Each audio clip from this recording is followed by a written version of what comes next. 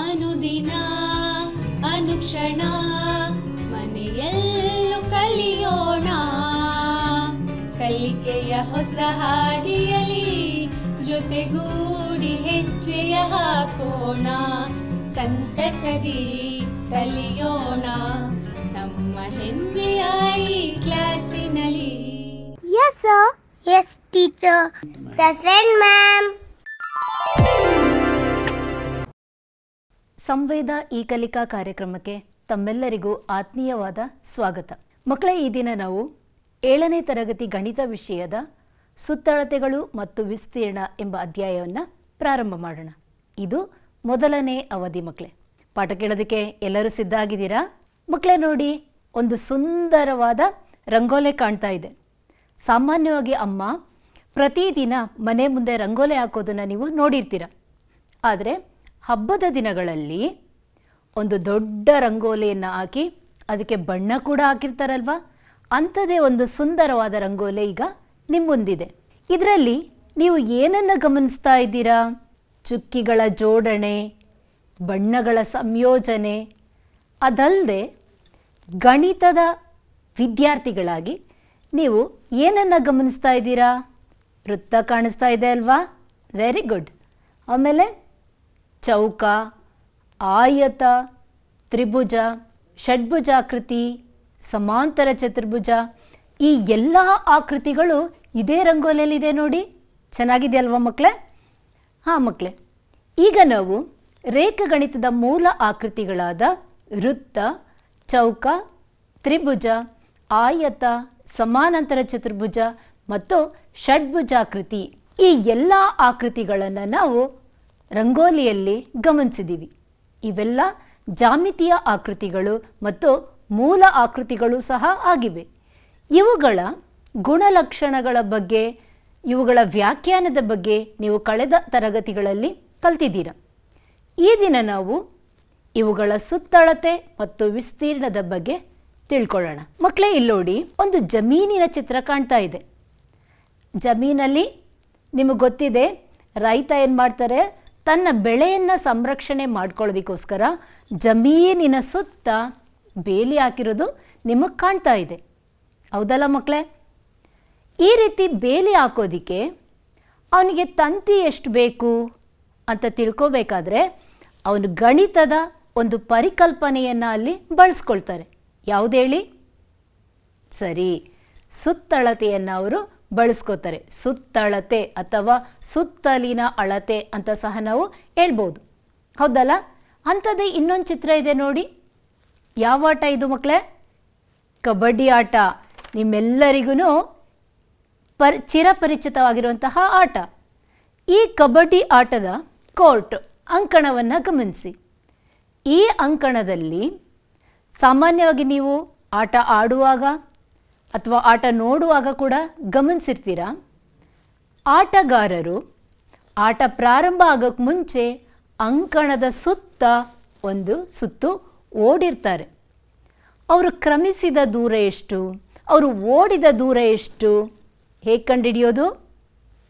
ಸರಿ, ಮತ್ತೆ ಗಣಿತದ ಪರಿಕಲ್ಪನೆ ಯಾವುದು? ಸುತ್ತಳತೆ ಇಲ್ಲಿ ಉಪಯೋಗಕ್ಕೆ ಬರುತ್ತದೆ. ಹೌದಲ್ಲ ಮಕ್ಕಳೇ? ಹಾಗಾದರೆ ಸುತ್ತಳತೆ ಅಂದರೆ ಏನು? ಸುತ್ತಳತೆ ಅಂದರೆ ಆವೃತ ಆಕೃತಿಯ ಸೀಮಾರೇಖೆಯ ಮೇಲೆ ಒಂದು ಸುತ್ತು ಬರುವಾಗ ಕ್ರಮಿಸಿದ ದೂರವೇ ಸುತ್ತಳತೆ.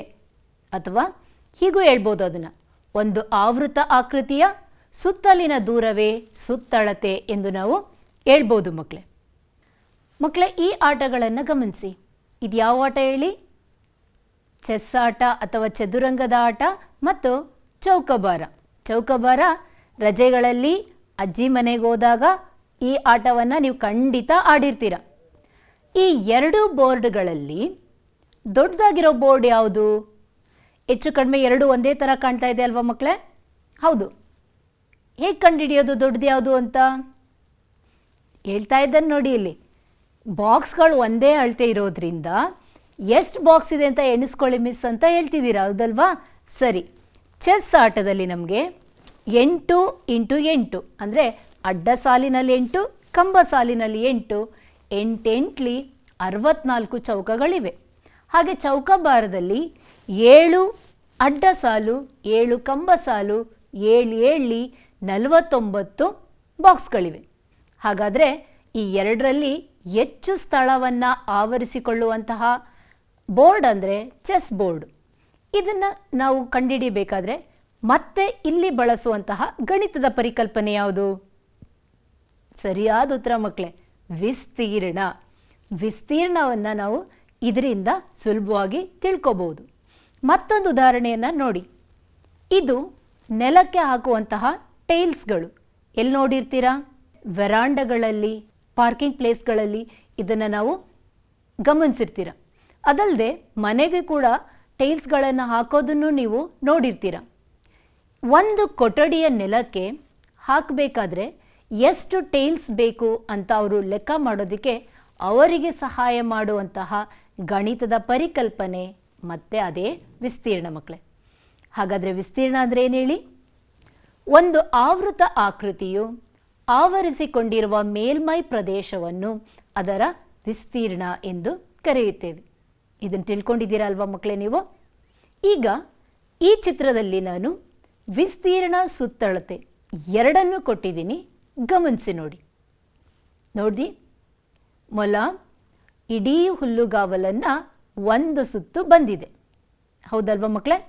ಇಲ್ಲಿ ವಿಸ್ತೀರ್ಣ ಯಾವುದು, ಸುತ್ತಳತೆ ಯಾವುದು? Very good. ಮೊಲ ಕ್ರಮಿಸಿದಂತಹ ದೂರ, ಮೊಲ ಎಷ್ಟು ದೂರ ಚಲಿಸಿದೆಯೋ ಅದು ಸುತ್ತಳತೆ. ಇಡೀ ಹುಲ್ಲುಗಾವಲು ಆವರಿಸಿಕೊಂಡಿರುವ ಪ್ರದೇಶವನ್ನು ನಾವು ವಿಸ್ತೀರ್ಣ ಅಂತ ಕರಿತೀವಿ. ಮಕ್ಕಳೇ, ಈಗ ಸುತ್ತಳತೆ ಮತ್ತು ವಿಸ್ತೀರ್ಣದ ಬಗ್ಗೆ ಒಂದು ಚಟುವಟಿಕೆ ಇದೆ, ನೋಡ್ಕೊಂಡು ಬರನ್ವಾ? ಮಕ್ಕಳೇ, ಇಲ್ಲಿ ನಾನು ಒಂದು ಚೌಕದ ಆಕೃತಿಯನ್ನು ತೆಗೆದುಕೊಂಡಿದ್ದೀನಿ. ಈ ಚೌಕದ ಪ್ರತಿ ಬಾಹು ನೋಡಿ 10 ಸೆಂಟಿಮೀಟರ್ ಇದೆ. ಎ ಬಿ ಬಾಹು 10 centimetre, B C 10 centimetre, C D 10 centimetre ಹಾಗೂ ಎ ಡಿ ಬಾಹು 10 ಸೆಂಟಿಮೀಟರ್ ಇದೆ. ಪ್ರತಿ ಬಾಹುವಿನ ಅಳತೆ 10 ಸೆಂಟಿಮೀಟರ್ ಆಗಿರುವುದರಿಂದ ಚೌಕದ ಸುತ್ತಳತೆ ಅಂದರೆ ಎಲ್ಲ ಬಾಹುಗಳ ಮೊತ್ತ ಎಷ್ಟಾಗುತ್ತೆ ಮಕ್ಕಳೇ? 40 ಸೆಂಟಿಮೀಟರ್ ಆಗುತ್ತದೆ. ಆದುದರಿಂದ ಚೌಕದ ಸುತ್ತಳತೆ 40 ಸೆಂಟಿಮೀಟರ್ ಅಂತ ಹೇಳ್ಬೋದು. ಮಕ್ಕಳೇ, ಈಗ ಅದರ ವಿಸ್ತೀರ್ಣ ಎಷ್ಟು ಅನ್ನೋದನ್ನು ನೋಡೋಣ. ಈಗ ನೋಡಿ, ಇದೇ ಚೌಕವನ್ನು ಗ್ರಾಫ್ ಹಾಳೆಯ ಮೇಲೆ ಇಡ್ತಾ ಇದ್ದೀನಿ, ಕಾಣ್ತಾ ಇದೆಯಲ್ಲ ಮಕ್ಕಳೇ? ಈಗ ಈ ಗ್ರಾಫ್ ಹಾಳೆಯ ಒಳಗಡೆ, ಈ ರೇಖಾಕೃತಿಯ ಒಳಗಡೆ ಬರುವಂತಹ ಬಾಕ್ಸ್ಗಳನ್ನು ಕೌಂಟ್ ಮಾಡ್ಕೊಳ್ಳಿ. 1 2 3 4 5 6 7 8 9 10. ಪ್ರತಿ ಸಾಲಿನಲ್ಲಿ 10 ಬಾಕ್ಸ್ಗಳಂತೆ. ಹೀಗೆ ಕಂಬ ಸಾಲಿನಲ್ಲಿ 10 ಇದೆ, ಒಟ್ಟು 10 10ಲಿ 100 ಬಾಕ್ಸ್ಗಳಿವೆ. ಹಾಗಾದರೆ ಚೌಕದ ವಿಸ್ತೀರ್ಣವನ್ನು ನಾನು 100 ಸೆಂಟಿಮೀಟರ್ ಸ್ಕ್ವೇರ್ ಅಂತ ಹೇಳ್ಬೋದು. ಮಕ್ಕಳೇ, ಅದೇ ರೀತಿ ಈಗ ಈ ಆಯತ ಚಿತ್ರ ನೋಡಿ. ಈ ಆಯತದಲ್ಲಿ ಪಿ ಕ್ಯೂ ಬಾಹು 14 ಸೆಂಟಿಮೀಟರ್ ಇದೆ, Q R 6 centimetre, S R ಮತ್ತು 14 ಸೆಂಟಿಮೀಟರ್, ಪಿ ಎಸ್ 6 ಸೆಂಟಿಮೀಟರ್. ಹಾಗಾದರೆ ಈ ಆಯತದ ಸುತ್ತಳತೆ ಹೇಳಿ ಮಕ್ಕಳೇ? 14 + 6 + 14 + 6 ಒಟ್ಟು ಆಯತದ ಸುತ್ತಳತೆ ಅಂದರೆ ಎಲ್ಲ ಬಾಹುಗಳ ಮೊತ್ತ 40 ಸೆಂಟಿಮೀಟರ್ ಆಗುತ್ತದೆ. ಮಕ್ಕಳೇ, ಇದೇ ಆಯತವನ್ನು ಗ್ರಾಫ್ ಹಾಳೆಯ ಮೇಲೆ ಇಟ್ಟಾಗ ಪ್ರತಿ ಸಾಲಿನಲ್ಲಿ 14 ಬಾಕ್ಸ್ಗಳಂತೆ 6 ಸಾಲುಗಳಿವೆ. ಒಟ್ಟು 14 × 6 ಅಂದರೆ ಈ ಆಯತದ ಒಳಗೆ 84 ಬಾಕ್ಸ್ಗಳಿವೆ. ಆದ್ದರಿಂದ ಆಯತದ ವಿಸ್ತೀರ್ಣವನ್ನು ನಾನು 84 ಚದರ ಸೆಂಟಿಮೀಟರ್ ಅಥವಾ 84 ಸೆಂಟಿಮೀಟರ್ ಸ್ಕ್ವೇರ್ ಅಂತ ಹೇಳ್ಬೋದು. ಚಟುವಟಿಕೆ ನೋಡಿದ್ರಿ ಅಲ್ವಾ ಮಕ್ಕಳೇ? ಇದರಿಂದ ನಮಗೆ ಗೊತ್ತಾಯಿತು ಚೌಕದ ಸುತ್ತಳತೆಯ ಸೂತ್ರ 4 × ಬಾಹು ಮತ್ತು ಆಯತದ ಸುತ್ತಳತೆ 2 × ಉದ್ದ ಪ್ಲಸ್ ಅಗಲ. ಚೌಕದ ವಿಸ್ತೀರ್ಣ ಬಾಹು × ಬಾಹು ಆಯತದ ವಿಸ್ತೀರ್ಣ ಉದ್ದ ಇಂಟು ಅಗಲ. ಇದರ ಬಗ್ಗೆ ಹೆಚ್ಚಿಗೆ ನೀವು ಹಿಂದಿನ ತರಗತಿಯಲ್ಲಿ ತಿಳ್ಕೊಂಡಿದ್ದೀರ. ಈಗ ಈ 4 ಸೂತ್ರಗಳನ್ನು ಬಳಸ್ಕೊಂಡು ಸಮಸ್ಯೆಗಳನ್ನು ಬಿಡಿಸೋದು ಹೇಗೆ ಅನ್ನೋದನ್ನು ಈ ದಿನದ ತರಗತಿಯಲ್ಲಿ ನಾವು ತಿಳ್ಕೊಳ್ಳೋಣ ಮಕ್ಕಳೇ. ಮೊದಲಿಗೆ ಮಕ್ಕಳೇ, ನಿಮಗೆ ಇದು ನೆನಪಿದೆಯಾ? ಏನು ಹೇಳಿ? ಇದು ಯಾವ ಚಿತ್ರ? ಚೌಕದ ಚಿತ್ರ. ಚೌಕದ ಸುತ್ತಳತೆಯ ಸೂತ್ರ ಏನು? ಇವಾಗ ತಾನೇ ಹೇಳಿದ್ವಿ ಅಲ್ವಾ ಮಿಸ್, ಅದು 4 ಇಂಟು ಬಾಹು ಅಂತ ಹೇಳ್ತಿದ್ದೀರಾ? ಕರೆಕ್ಟ್. ಚೌಕದ ಸುತ್ತಳತೆ 4 ಇಂಟು ಬಾಹು. ಇದ್ಯಾವ ಚಿತ್ರ ನೋಡಿ ಮಕ್ಕಳೇ? ಸಮಬಾಹು ತ್ರಿಭುಜದ ಚಿತ್ರ. ಸಮಬಾಹು ತ್ರಿಭುಜದ ಸುತ್ತಳತೆ 3 ಇಂಟು ಬಾಹು. ಸುತ್ತಲಿನ ಅಳತೆ ಮಕ್ಕಳೇ, ಎಷ್ಟು ಬಾಹುಗಳಿವೆಯೋ ಅದನ್ನು ನಾವು ಕೂಡಬೇಕಾಗಿದೆ. 3 ಸಮವಾದ ಬಾಹುಗಳಿರೋದ್ರಿಂದ ಆ 3 ಬಾಹುಗಳ ಮೊತ್ತ ಅಥವಾ 3 ಇಂಟು ಬಾಹು ಅಂತ ನಾವು ಹೇಳ್ಬೋದು. ಮತ್ತೊಂದು ನಿಯಮಿತ ಪಂಚಭುಜಾಕೃತಿಯ ಸುತ್ತಳತೆ. ನಿಯಮಿತ ಪಂಚಭುಜಾಕೃತಿ. ಈ ಪಂಚಭುಜಾಕೃತಿಯಲ್ಲಿ 5 ಬಾಹುಗಳು ಸಮ ಇದೆ. ಇವುಗಳನ್ನು ನಾವು ನಿಯಮಿತ ಪಂಚಭುಜಾಕೃತಿ ಅಂತ ಕರಿತೀವಿ. ಇದರ ಸುತ್ತಳತೆ ಏನಾಗಿದೆ? 5 ಇಂಟು ಬಾಹು ಆಗಿದೆ. ಇದಿಷ್ಟರಲ್ಲಿ ನೀವು ಗಮನಿಸಿದಂತಹ ಅಂಶ ಏನು ಅಂದರೆ, ಅಲ್ಲಿ ಎಷ್ಟು ಬಾಹುಗಳ ಸಂಖ್ಯೆ ಇದೆಯೋ ಆ ಸಂಖ್ಯೆಯಿಂದ ನಾವು ಬಾಹುವನ್ನು ಗುಣಿಸ್ತಾ ಇದ್ದೀವಿ. ಗಮನಿಸ್ತಾ ಇದ್ದೀರಾ? ನೋಡಿ, ಚೌಕದಲ್ಲಿ 4 ಬಾಹುಗಳಿವೆ, 4 ಇಂಟು ಬಾಹು. ಸಮಬಾಹು ತ್ರಿಭುಜದಲ್ಲಿ 3 ಇದೆ, 3 ಇಂಟು ಬಾಹು. ಪಂಚಭುಜಾಕೃತಿಯಲ್ಲಿ 5 ಬಾಹುಗಳಿವೆ, 5 ಇಂಟು ಬಾಹು. ಹಾಗಾದರೆ ಇದೆಲ್ಲವನ್ನು ಸೇರಿಸಿ ನಾವು ಒಂದು ಸೂತ್ರ ಬರಿಬೋದಾ? ಬರಿಬೋದು. ಹೇಗೆ ಹೇಳಿ? ನಿಯಮಿತ ಬಹುಭುಜಾಕೃತಿಯ ಸುತ್ತಳತೆ ಈಕ್ವಲ್ಸ್ ಬಾಹುಗಳ ಸಂಖ್ಯೆ ಇಂಟು ಒಂದು ಬಾಹುವಿನ ಉದ್ದ. ಒಂದು ಬಾಹುವಿನ ಉದ್ದವನ್ನು ಬಾಹುಗಳ ಸಂಖ್ಯೆಯಿಂದ ಗುಣಿಸಿದಾಗ ನಮಗೆ ಆ ಬಹುಭುಜಾಕೃತಿಯ ಸುತ್ತಳತೆ ಸಿಗುತ್ತದೆ. ಬರ್ಕೊಂಡ್ರ ಮಕ್ಕಳೇ? ಮುಂದೆ ಒಂದು ಸಮಸ್ಯೆಯನ್ನು ಬಿಡಿಸೋಣ. ಚೌಕಾಕಾರದ ತೋಟದ ವಿಸ್ತೀರ್ಣವು ಆಯತಾಕಾರದ ತೋಟದ ವಿಸ್ತೀರ್ಣಕ್ಕೆ ಸಮವಾಗಿದೆ. ಚೌಕಾಕಾರದ ತೋಟದ ಬಾಹುವಿನ ಉದ್ದ 60 ಮೀಟರ್ ಮತ್ತು ಆಯತಾಕಾರದ ತೋಟದ ಉದ್ದ 90 ಮೀಟರ್ ಆದರೆ ಆಯತಾಕಾರದ ತೋಟದ ಅಗಲವನ್ನು ಕಂಡುಹಿಡಿಯಿರಿ. ಹೇಗೆ ಮಾಡೋದು? ಇಲ್ಲಿ ಆಯತಾಕಾರದ ತೋಟದ ವಿಸ್ತೀರ್ಣ ಮತ್ತು ಚೌಕಾಕಾರದ ತೋಟದ ವಿಸ್ತೀರ್ಣ ಎರಡೂ ವಿಸ್ತೀರ್ಣಗಳು ಸಮ ಇದೆ. ಮೊದಲಿಗೆ ನಾವು ಚೌಕಾಕಾರದಲ್ಲಿ ಎಲ್ಲ ಬಾಹುಗಳು ಒಂದೇ ಅಳತೆ ಇದೆ, 60 ಮೀಟರ್ನೇ ಪ್ರತಿ ಬಾಹುವಿಗೂ ಹಾಕ್ಕೊಂಡಿದ್ದೀನಿ. ಮೊದಲು ಆ ಚೌಕಾಕಾರದ ತೋಟದ ವಿಸ್ತೀರ್ಣವನ್ನು ಕಂಡುಹಿಡ್ಕೊಳ್ಳೋಣ. ಹೇಗೆ ಕಂಡುಹಿಡಿಯೋದು? ಚೌಕದ ವಿಸ್ತೀರ್ಣ ಬಾಹು ಇಂಟು ಬಾಹು. ಬಾಹುವಿನ ಅಳತೆ ಎಷ್ಟಿದೆ ಮಕ್ಕಳೇ? 60 ಮೀಟರ್. ಹಾಗಾದರೆ ಗುಣಿಸಿ ನೋಡೋಣ. 60 ಮೀಟರ್ ಇಂಟು 60 ಮೀಟರ್ ಗುಣಿಸಿದಾಗ ನಮಗೆ 3600 ಮೀಟರ್ ಸ್ಕ್ವೇರ್ ಆಗುತ್ತದೆ. ಹೌದಲ್ಲ? ಕೊಟ್ಟಿರೋ ಕಂಡೀಷನ್ ಏನು ಮಕ್ಕಳೇ? ಚೌಕದ ವಿಸ್ತೀರ್ಣ ಆಯತದ ವಿಸ್ತೀರ್ಣ ಎರಡೂ ಕೂಡ ಸಮ ಇದೆ. ಹಾಗಿದ್ರೆ ಆಯತದ ವಿಸ್ತೀರ್ಣದಲ್ಲಿ ನಮಗೆ ಉದ್ದವನ್ನು ಕೊಟ್ಟಿದ್ದಾರೆ 90 ಮೀಟರ್ ಅಂತ, ಅಗಲ ಎಷ್ಟು ಅನ್ನೋದನ್ನು ಕಂಡುಹಿಡಿಯಬೇಕು. ಎರಡೂ ವಿಸ್ತೀರ್ಣಗಳು ಪರಸ್ಪರ ಸಮ ಇರೋದ್ರಿಂದ ಚೌಕದ ವಿಸ್ತೀರ್ಣವನ್ನು ನಾವು 3600 ಅಂತ ತಗೋಬೋದಲ್ವಾ? ಆ 3600 ತೆಗೆದುಕೊಂಡು ಆಯತದ ವಿಸ್ತೀರ್ಣಕ್ಕೆ ನಾವು ಹಾಕೋಣ. ಆಯತದ ವಿಸ್ತೀರ್ಣದ ಸೂತ್ರ ಏನು? ಉದ್ದ ಇಂಟು ಅಗಲ. ಆಯತದ ವಿಸ್ತೀರ್ಣ 3600. ಉದ್ದ ಕೊಟ್ಟಿದ್ದಾರಲ್ವಾ? ಎಷ್ಟಿದೆ ನೋಡಿ? 90 ಇದೆ. 90 ಇಂಟು ಅಗಲ. ಅಗಲವನ್ನು ನಾನು ಒಂದು ಚರಾಕ್ಷರದಿಂದ ಗುರುತಿಸ್ತಾ ಇದ್ದೀನಿ, B. Breadth, length into breadth, so B ಆಗುತ್ತೆ. ಹಾಗಾದರೆ ಅಗಲ ಎಷ್ಟಾಯಿತು? 3600 90ರಿಂದ ಭಾಗಿಸ್ಬೇಕು. ಭಾಗಿಸಿ ಮಕ್ಕಳೇ, ಎಷ್ಟು ಬರುತ್ತೆ? 10ರಿಂದ ಭಾಗಿಸಿ, ನಂತರ 9ರಿಂದ ಭಾಗಿಸ್ತಿದ್ದೀರಾ? ಸರಿ, ಉತ್ತರ ಎಷ್ಟು ಬಂದಿದೆ? 40. ಹಾಗಾದರೆ ಆಯತಾಕಾರದ ತೋಟದ ಅಗಲ 40 ಮೀಟರ್ ಆಗುತ್ತದೆ. ಮಕ್ಕಳೇ, ಪುಟ್ಟಿ ಇಲ್ಲಿ ಪೇಪರ್ ಕಟ್ ಮಾಡಿ ಏನೋ ತಯಾರಿಸ್ತಾ ಇದ್ದಾಳೆ. ಈ ಆಯತಾಕಾರದ ಪೇಪರ್ ತಗೊಂಡಿದ್ದಾಳಲ್ಲ, ಅದು ಸ್ವಲ್ಪ ದೊಡ್ಡದಾಯಿತು ಅವಳಿಗೆ. ಅವಳು ಅದರ ಸುತ್ತಳತೆನ ಕಡಿಮೆ ಮಾಡಬೇಕಿತ್ತು. ಹೇಗೆ ಕಡಿಮೆ ಮಾಡ್ತಿದ್ದಾಳೆ ನೋಡಿ. ಪುಟ್ಟಿ ಸುತ್ತಳತೆಯನ್ನು ಕಡಿಮೆ ಮಾಡಬೇಕಲ್ಲ, ಅದಕ್ಕೆ ಮಧ್ಯದಲ್ಲಿ ಒಂದು ಸ್ವಲ್ಪ ಭಾಗನ ಕಟ್ ಮಾಡಿದ್ಲು.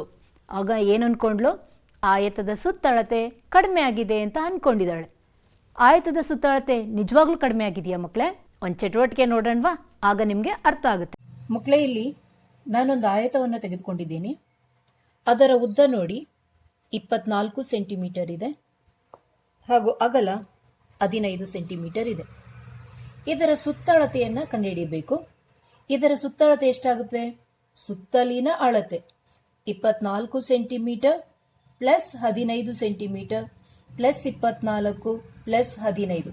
ಹಾಗಾದರೆ ಆಯತದ ಸುತ್ತಳತೆಯನ್ನು ನಾವು ಕೊಡೋಣ. ಇವುಗಳ ಮೊತ್ತ 78 ಸೆಂಟಿಮೀಟರ್ ಆಗುತ್ತದೆ. ಹೌದಲ್ವಾ ಮಕ್ಕಳೇ?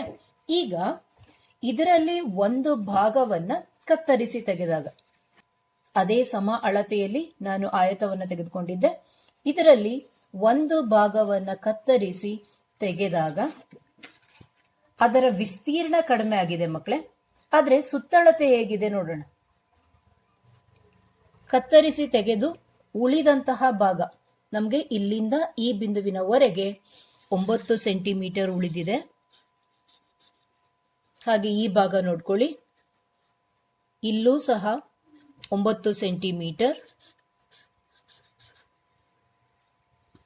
6 ಸೆಂಟಿಮೀಟರ್,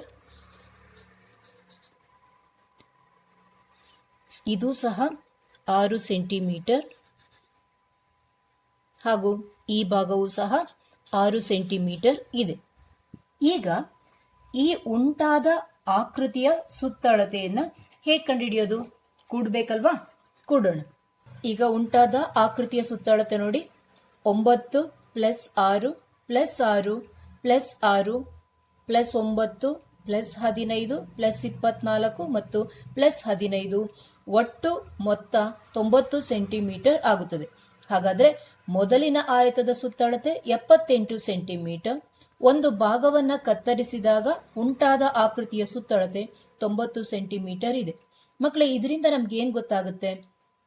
ಆಯತದ ವಿಸ್ತೀರ್ಣ ಕಡಿಮೆಯಾದಾಗ ಸುತ್ತಳತೆ ಸಹ ಕಡಿಮೆಯಾಗಬೇಕು ಎಂದೇನೂ ಇಲ್ಲ. ಕೆಲವೊಮ್ಮೆ ಅದು ಕಡಿಮೆ ಆಗುತ್ತದೆ, ಆದ್ರೆ ಈ ಸಂದರ್ಭದಲ್ಲಿ ವಿಸ್ತೀರ್ಣ ಕಡಿಮೆ ಇದೆ, ಆದ್ರೆ ಸುತ್ತಳತೆ ಹೆಚ್ಚಾಗಿದೆ. ಚಟುವಟಿಕೆ ನೋಡಿದ್ರಿ ಅಲ್ಲ ಮಕ್ಕಳೇ?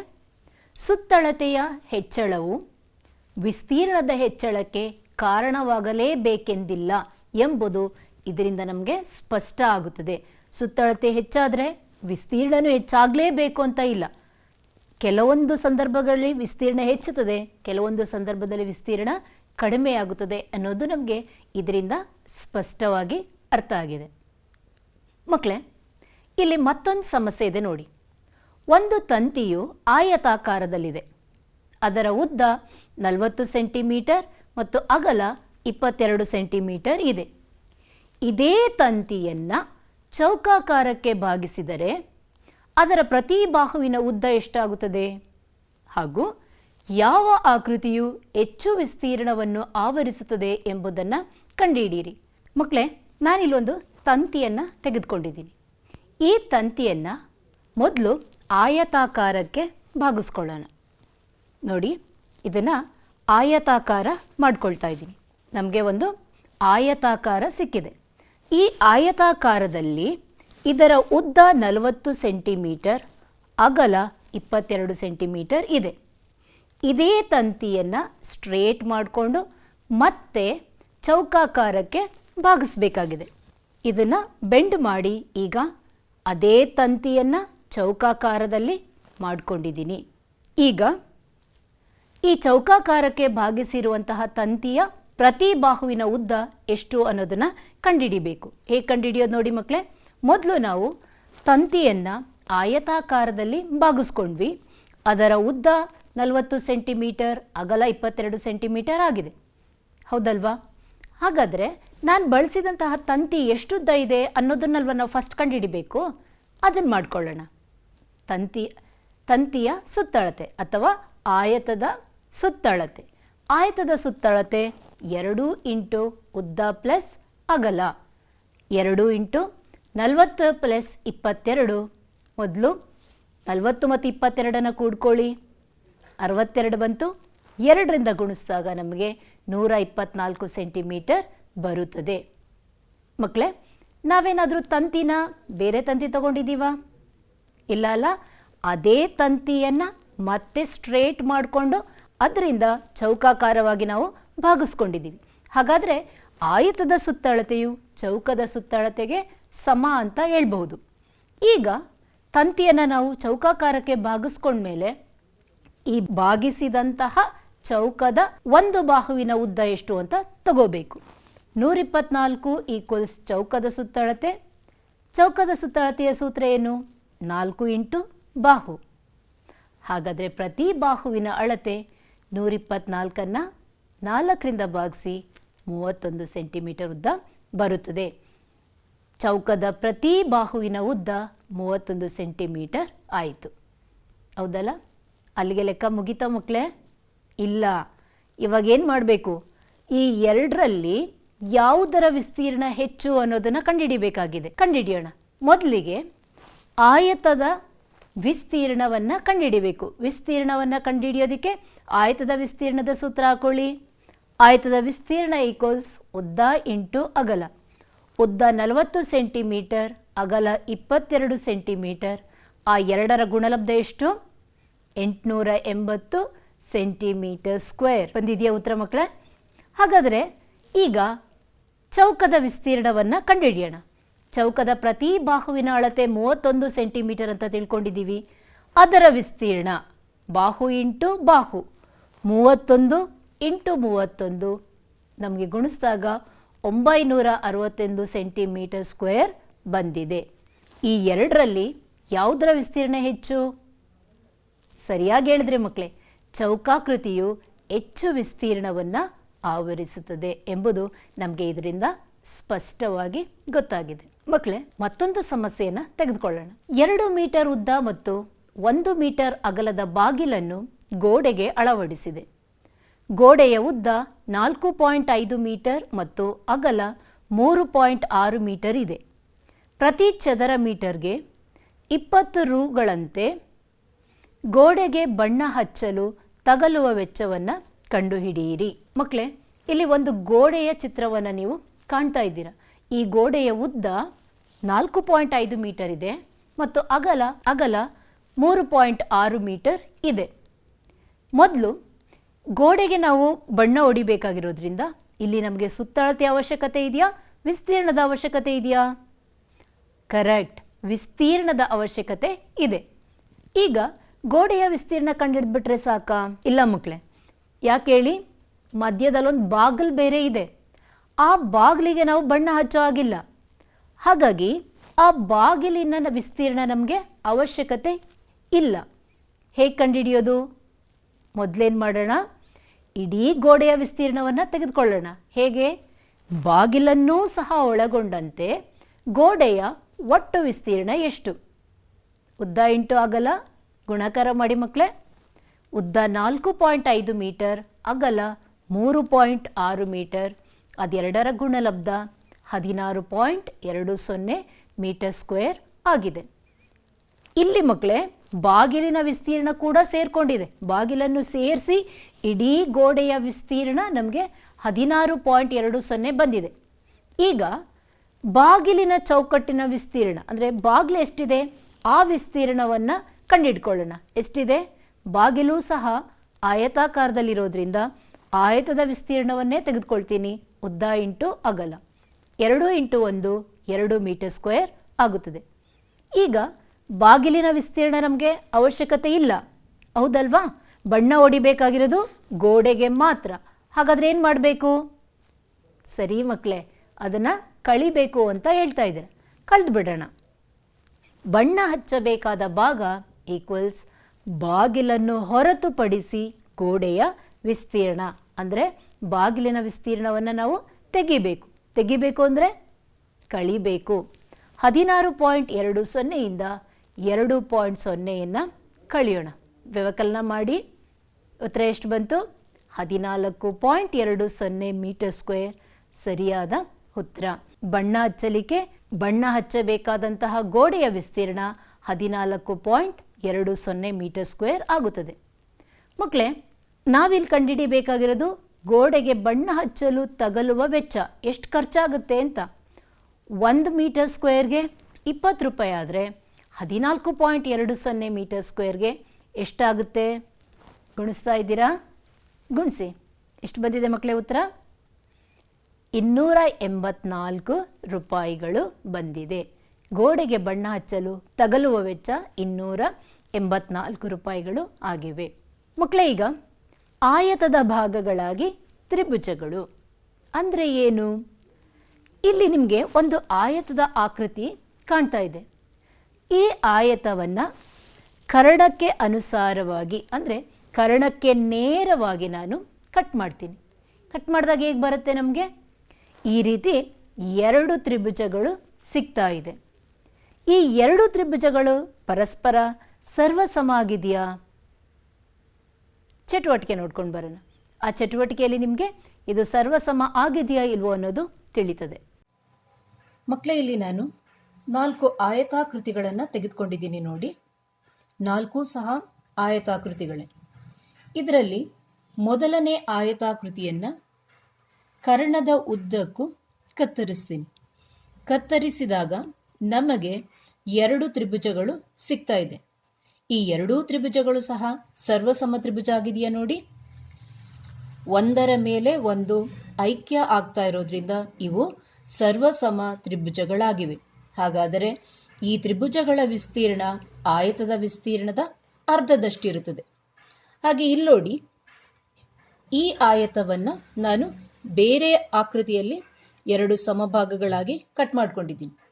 ಈ 2 ಆಕೃತಿಗಳು ಸರ್ವಸಮ ಆಗುತ್ತಾ ನೋಡೋಣ. ಆಗ್ತಾ ಇದೆ ಅಲ್ಲ ಮಕ್ಕಳೇ? ಇವು ಸಹ 2 ಸರ್ವಸಮ ಭಾಗಗಳಾಗಿವೆ. ಮತ್ತೆ ಇನ್ನೆರಡು ಆಕೃತಿಗಳನ್ನು ಗಮನಿಸಿ. 2 ಒಂದಕ್ಕೊಂದು ಐಕ್ಯ ಆಗ್ತಾ ಇದೆ ಅಲ್ವಾ? ಇಲ್ಲೂ ಸಹ 2 ಭಾಗಗಳು ಪರಸ್ಪರ ಐಕ್ಯ ಆಗಿವೆ. ಹೀಗೆ ಆಯತವನ್ನು ನಾವು 2 ಸಮಭಾಗಗಳಾಗಿ ಮಾಡಿದಾಗ ಒಂದರ ವಿಸ್ತೀರ್ಣವು ಆಯತದ ವಿಸ್ತೀರ್ಣದ ಅರ್ಧದಷ್ಟು ಭಾಗ ಇರುತ್ತದೆ. ಚಟುವಟಿಕೆ ನೋಡಿದ್ರಿ ಅಲ್ವಾ ಮಕ್ಕಳೇ? ಈಗ ನೋಡಿ, ಇಲ್ಲಿ ನಮಗೆ ಒಂದು ಆಯತದ ಚಿತ್ರ ಇದೆ. ಈ ಆಯತವನ್ನು 2 ತ್ರಿಭುಜಗಳಾಗಿ ಕಟ್ ಮಾಡಿಕೊಂಡಾಗ ನಮಗೆ ಈ ರೀತಿಯಾದಂತಹ 2 ಸರ್ವಸಮ ತ್ರಿಭುಜಗಳು ದೊರೀತಾ ಇದೆ. ಈ ಸರ್ವಸಮ ತ್ರಿಭುಜಗಳ ವಿಸ್ತೀರ್ಣ ಎಷ್ಟು? ಪ್ರತಿ ತ್ರಿಭುಜದ ವಿಸ್ತೀರ್ಣ ಆಯತದ ವಿಸ್ತೀರ್ಣದ ಅರ್ಧದಷ್ಟಾಗುತ್ತದೆ. ಯಾಕೆಂದರೆ ನೀವು ಚಟುವಟಿಕೆಯಲ್ಲಿ ನೋಡಿದ್ರಿ 2 ತ್ರಿಭುಜಗಳು ಪರಸ್ಪರ ಸರ್ವಸಮ ಆಗಿರ್ತದೆ ಅಂತ. ಸರ್ವಸಮ ಆಗಿದೆ ಅಂದರೆ ಆಯತದ ಅರ್ಧ ಭಾಗದಷ್ಟೇ ಇರುತ್ತಲ್ವಾ? ಹಾಗಾಗಿ ಪ್ರತಿ ತ್ರಿಭುಜದ ವಿಸ್ತೀರ್ಣ ಅರ್ಧ ಇಂಟು ಆಯತದ ವಿಸ್ತೀರ್ಣ ಆಗುತ್ತೆ. ಆಯತದ ವಿಸ್ತೀರ್ಣನ ಕಂಡುಹಿಡ್ಕೊಳ್ಳೋಣವಾ? ಆಯತದ ಉದ್ದ 7 ಸೆಂಟಿಮೀಟರ್, ಅಗಲ 4 ಸೆಂಟಿಮೀಟರ್, 4 7 ಎಷ್ಟಾಯಿತು? 28. ಅರ್ಧ ಇಂಟು 28 ಈಕ್ವಲ್ಸ್ 14 ಸೆಂಟಿಮೀಟರ್ ಸ್ಕ್ವೇರ್ ಆಗುತ್ತದೆ. ಇದರಿಂದ ಏನು ತಿಳ್ಕೊಂಡ್ವಿ ಅಂದರೆ, ಆಯತವನ್ನು 2 ಸಮಭಾಗಗಳಾಗಿ ವಿಭಾಗಿಸಿದಾಗ ಒಂದು ಭಾಗದ ವಿಸ್ತೀರ್ಣವು ಇನ್ನೊಂದು ಭಾಗದ ವಿಸ್ತೀರ್ಣಕ್ಕೆ ಸಮವಾಗಿರುತ್ತದೆ ಎನ್ನುವುದು ನಮಗೆ ಇದರಿಂದ ಸ್ಪಷ್ಟ ಆಯಿತು. ಆಯತವನ್ನು ತ್ರಿಭುಜಾಕಾರವಾಗಿ ಮಾತ್ರವಲ್ಲ, ನೀವು ಯಾವುದೇ ರೀತಿಯ ಭಾಗಗಳನ್ನ ತೆಗೆದುಕೊಂಡು ಇದನ್ನು ನಾವು ಅದರಲ್ಲಿ ಸಾಮಾನ್ಯೀಕರಣ ಮಾಡಬಹುದು. ಪಾಠ ಅರ್ಥ ಆಗಿದೆಯಾ ಮಕ್ಕಳೇ? ಈ ದಿನದ ತರಗತಿಯಲ್ಲಿ ನಾವು ಚೌಕದ ಸುತ್ತಳತೆ ಬಗ್ಗೆ ತಿಳ್ಕೊಂಡ್ವಿ. ಆಯತದ ಸುತ್ತಳತೆ, ಚೌಕದ ವಿಸ್ತೀರ್ಣ, ಆಯತದ ವಿಸ್ತೀರ್ಣ ಮತ್ತು ಆಯತದ ಸರ್ವಸಮ ಭಾಗಗಳ ಬಗ್ಗೆ ತಿಳ್ಕೊಂಡಿದ್ದೀವಿ. ಹೋಮ್ವರ್ಕ್ ಕೊಟ್ಟರೆ ಮಾಡ್ತೀರಾ ಅಲ್ವಾ? ಒಂದು ಪ್ರಶ್ನೆ ಕೊಡ್ತೀನಿ, ತೆಗೆದುಕೊಳ್ಳಿ. ಆಯತಾಕಾರದ ಹಾಳೆಯ ಸುತ್ತಳತೆ 100 ಸೆಂಟಿಮೀಟರ್ ಇದೆ. ಅದರ ಉದ್ದ 35 ಸೆಂಟಿಮೀಟರ್ ಆದರೆ ಅದರ ಅಗಲ ಮತ್ತು ವಿಸ್ತೀರ್ಣವನ್ನು ಕಂಡುಹಿಡಿಯಿರಿ. ಹೋಮ್ವರ್ಕ್ ಮಾಡಿ ನಿಮ್ಮ ಶಾಲೆಯ ಶಿಕ್ಷಕರಿಗೆ ತೋರಿಸಿ. ಧನ್ಯವಾದಗಳು. ನನ್ನ ಹೆಸರು ಶ್ರೀಮತಿ ಲತಾಯಿ. ನಾನು ಸರ್ಕಾರಿ ಮಾದರಿ ಪ್ರಾಥಮಿಕ ಶಾಲೆ ತಲಗಟ್ಟಪುರ, ಬೆಂಗಳೂರು ದಕ್ಷಿಣ ವಲಯ 1 ಇಲ್ಲಿ TGT ಶಿಕ್ಷಕಿಯಾಗಿ ಕಾರ್ಯನಿರ್ವಹಿಸುತ್ತಿದ್ದೇನೆ. ಧನ್ಯವಾದಗಳು. ಅನುದಿನ